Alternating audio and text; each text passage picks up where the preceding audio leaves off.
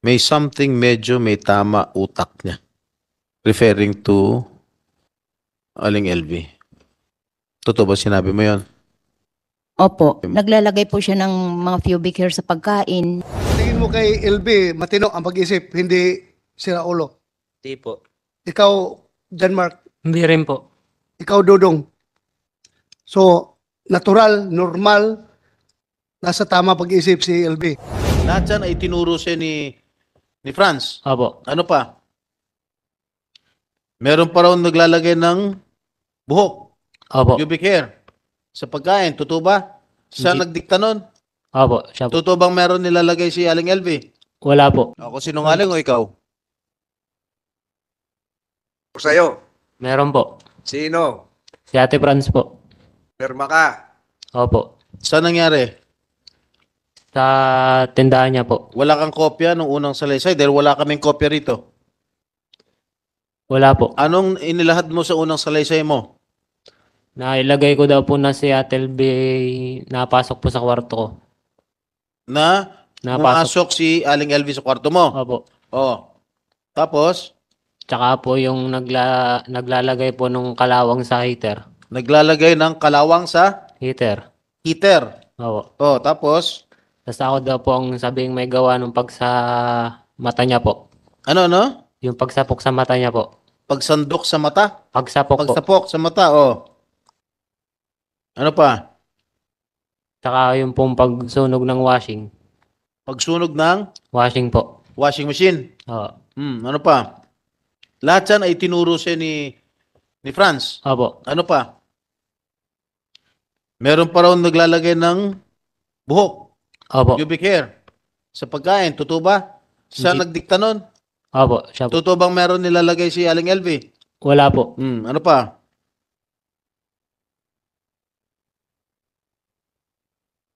Binayaran ka ba para sabihin yon? Wala po.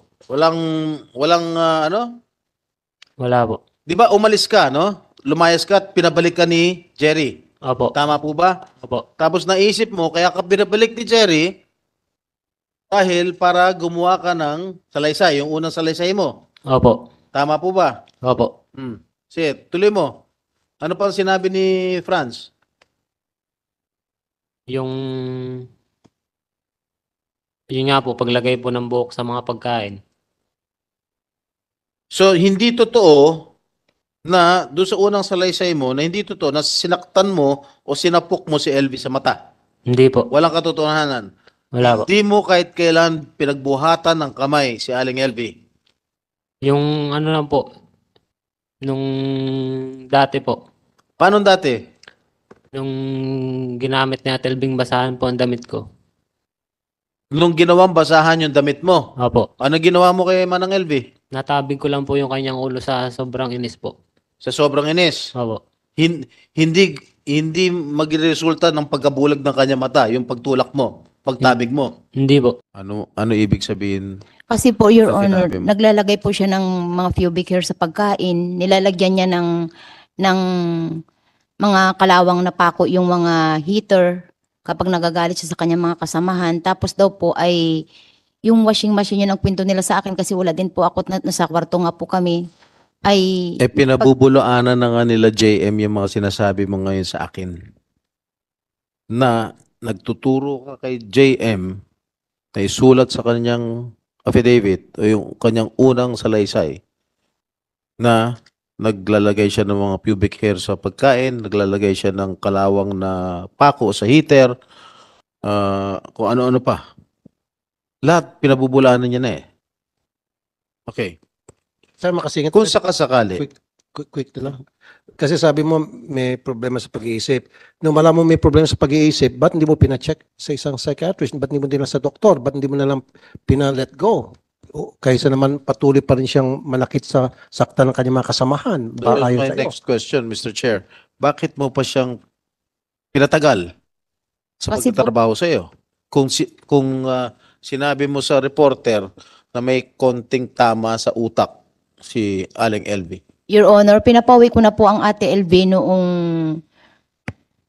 August 12 pa lang po, nung hindi siya marunong doon sa tindahan, pinapauwi Second ko day na mo po. lang, second Opo. day pa lang niya, pinauwi mo Kasi na. po hindi kasi tindahan nga po kasi, Your Honor, ang kanyang i-apply sana sa akin. Wala nga So po ako ibig may mo bigay. sabihin, on the second day siya nagtatrabaho, nakita mo na may tama siya sa utak. Kasi po wala nga po ako may bigay na trabaho. Dahil hindi, sinungaling ito.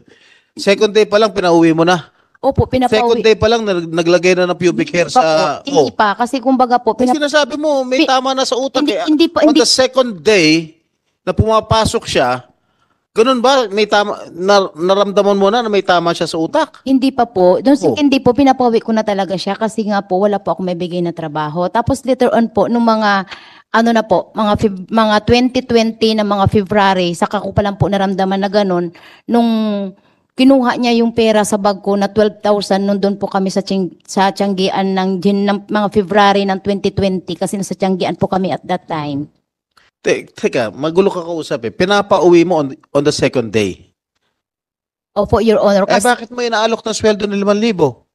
Oh, pinapauwi ko na po siya, Your Honor. Tapos nakiusap siya sa akin, ate, kahit na magtulong-tulong na lang ako sa iyo dito. Ngayon, sabi ko sa kanya, kung payag ka kako at ayaw mo naman umuwi, eh di ikaw, pero ang pasweldo ko lang sa iyo hanggang 5,000 lang. Kako po, Your kaya Honor. nga, pinapauwi mo na nga siya. Ibig sabihin, pinaapalayas mo na siya. Correct? Ay, bakit may inopera ng 5,000 pa? On Ayaw- the second day, kasasabi mo lang ha. Opo, ayaw niya. Hindi mo. Unang araw, sinabi mo, pinagtrabaho mo sa palengke, 300 binigay mo na pinabubulaanan ni Aling LV. Tama.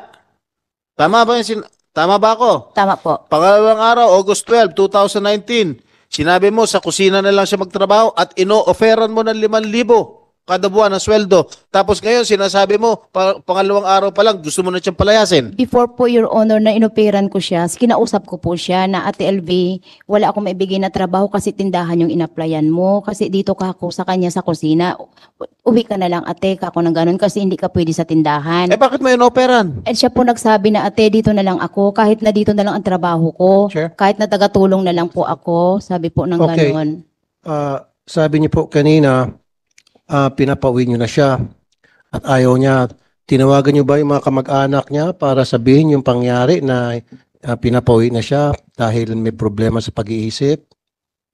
At that time po ng second day po, hindi pa naman alam po na medyo may problema sa pag-iisip. Oh, di ba Mga- pinapauwi mo na sana nung ayaw niyang umuwi, sinabihan mo yung kamag-anak niya, lalo pat nung nalaman mo na meron siya problema sa pag-iisip, eh syempre, cargo mo pa yan. Malay mo kung may ginawa sa sarili niya o may ginawa sa kanyang mga kasamahan, cargo mo. Dapat, ang ginawa mo, sa either pinadoktor mo or nung pinaalis mo, tama lang yon. Kung ayaw niya umalis, sinabihan mo yung kamag-anak niya Hindi na ko, para sunduin siya. hindi ko po nasabihan yung kanyang mga Bakit kamag-anak, mo Your hindi ginawa? Honor. Tapos pangalawa, sabi mo, nagnakaw siya ng 12,000, pinablatter mo ba sa barangay yung pagnakaw? Hindi ko po pinablatter, Your Honor. Bakit hindi? Ang sabi niya na lang po sa akin, ate, ibawas mo na lang sa sweldo ko, te. Sabi niya po sa akin. Kaya binawas ko na lang po sa At sweldo meron bang niya. kasulatan? Wala po, Your Honor. Oh, eh di paano namin malaman kung nagsisinungaling ka, kung sabi kang totoo. Dapat pag ganun dokumentado, may pinag-aralan ka, di ba? Opo. Oh, dapat yun, nung nagnakaw ng 12,000, pumunta kayo sa barangay, pinablatter mo, ito sa ang ginawa mo, and then, doon sabihin mo na nagnakaw ito, hindi ko siya ididimanda, pero nagkaregluhan kami, ibabas ko sweldo, pirmahan sa harap ni chairman. O, hindi mo ginawa. Hindi ko po ginawa, Your Honor. O, tapos hindi mo pinagamot. Nung malaman mo may problema sa pag-iisip, nung nakiusap sa'yo, pinayagan mo lang. Tapos binaba mo sweldo, pinagsamantalahan mo yung weakness niya. Alam mo may problema sa pag-iisip, alam mo hindi po papalag, kaya binabaan mo yung sweldo. Mapagsamantala ka. Hindi ko po yun pinagsamantalan, Your Honor. No, kasi di ba binaba mo sweldo? Dahil sabi mo, pinapauwi mo, ayaw niya, kaya binaba mo sweldo. Your Honor, ang sweldo at that time po dun sa amin ay 4,500 lang. Ginawa ko pa nga pong 5,000 yung sa kanya, Your Honor. Kasi 2020 po yun, Your Honor. Pero yung sinabi mo kanina na nakita mo may problema sa pag-iisip, naglagay ng pako, naglagay ng pubic hair, etc., doon mo na-determine na may problema sa pag-iisip. Yun po yun talaga na dapat, kung ganon, kung sa akin yun nangyari, kukonsulta ko sa doktor, sasamahan ko sa doktor, and then, depende kung ano sabihin ng doktor, hindi na pwede magtrabaho yan, pauwiin ko na. Or kung ayaw niya magpa-doktor, ikaw mismo magpapauwi sa kanya, tatawag ka sa kamag-anak para kung sakali man may nangyari, hindi mo kargo. Kasi nga, tinimbre mo at tinimbre mo kay chairman. Ganon yun, di ba? Yan din yan sa negosyo, di ba? Negosyante ka. Di ba sa negosyo nyo, lahat ng galaw ninyo, lahat ng labas-pasok ng pera, sinusulat nyo, tama? O, magaling ka sa pagsusulat sa negosyo. Dito, hindi mo nagawa, hindi mo na-apply. Natural lang yan, di ba? Everything should be recorded sa negosyo. Nung time O, kasi, dito rin dapat, everything is recorded.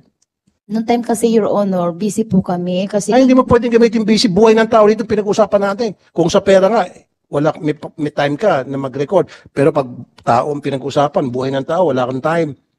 Dapat yun ang tamang talagang gawain mo na nakita mo may problema sa pag-iisip. Dapat agad-agad, ni-record mo yung pumunta ka sa chairman. Di ba? Sinumbong mo or pinagamot mo. Hindi mo ginawa, yun ang malaking pagkukulang mo. At questionable yun. Kasi ang normal na tao, yun yung gagawin.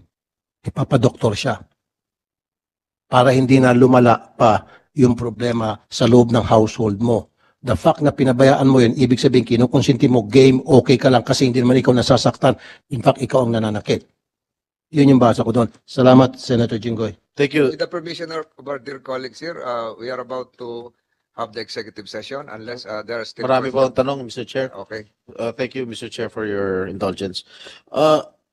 This woman is giving a lot of inconsistent statements, answers to Mr. Chair.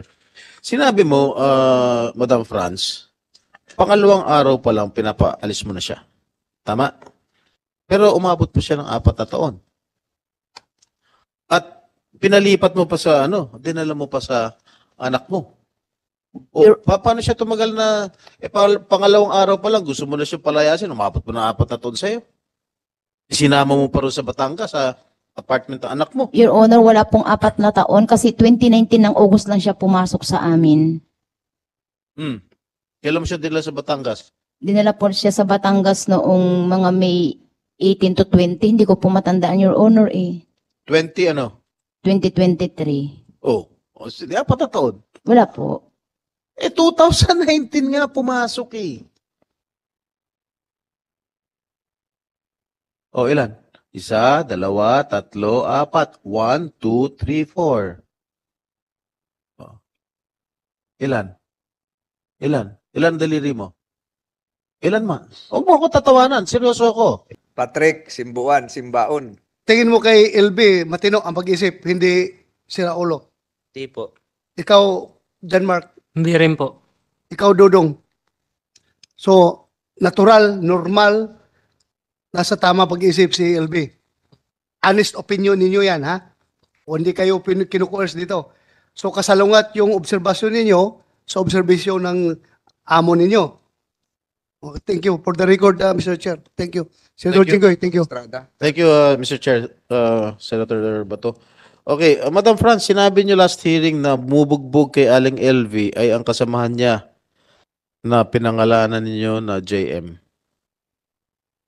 Tama po ba?